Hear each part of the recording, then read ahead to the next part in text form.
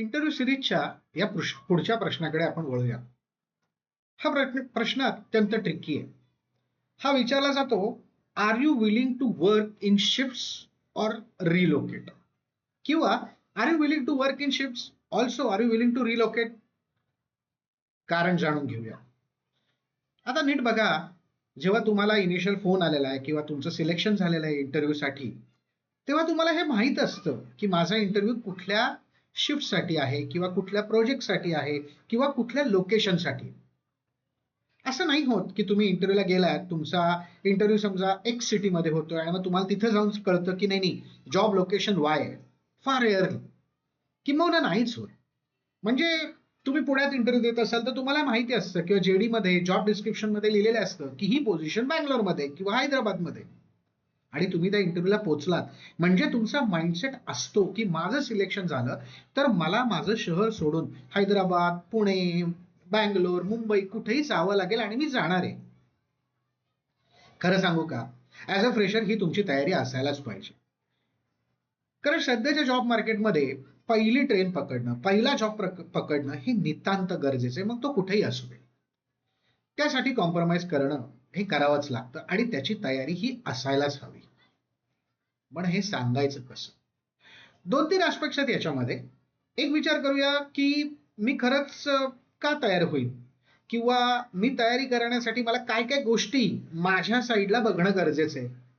सोपं आहे. आज तुम्ही घरातले एकुलते एक असाल किंवा व्हॉट एव्हर तुमच्यावर काही जबाबदाऱ्या असू शकतात. ह्या जबाबदाऱ्या जर तुम्ही तुमच्या जागेपासून हल्लात तर तुम्ही त्या मॅनेज केलेल्या आहेत का, याचा विचार तुमच्या एंडला होणं गरजेचं आहे. नसेल तर तेवढा वेळ तुम्हाला मागून घेता येऊ शकतो का, किंवा घ्यायचा असेल तर तो कसा मागायचा, याची तयारी व्हायला पाहिजे.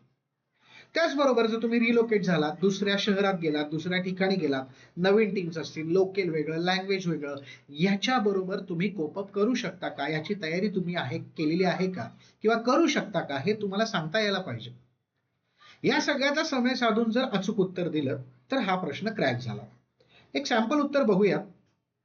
I am open to work in shifts or relocated based on the project needs. काय दाखवताय याच्यातून? ह्याच्यात तुम्ही दाखवतायत की माझ्यासाठी प्रायोरिटी ही प्रोजेक्टची आहे, मग ते कुठेही असू दे मी जाऊन काम करेन. I see it as a learning opportunity.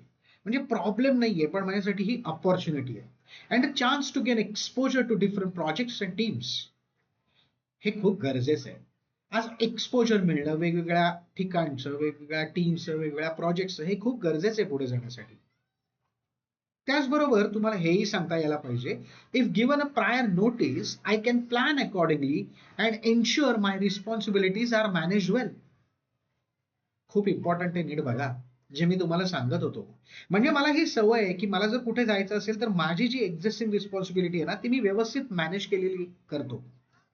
ती मॅनेज झाली की मग मला मागे बघायची गरज नसते, मग मी पुढे जातो आणि त्या रिस्पॉन्सिबिलिटीज होत राहतात. आणि हे आहे कुठंतरी मॅनेजमेंटच्या विषयी. ते तुम्हाला जमतंय आणि हे तुम्ही चांगल्या पद्धतीने सांगितलं तर हा प्रश्न क्रॅक झाला म्हणून समजा.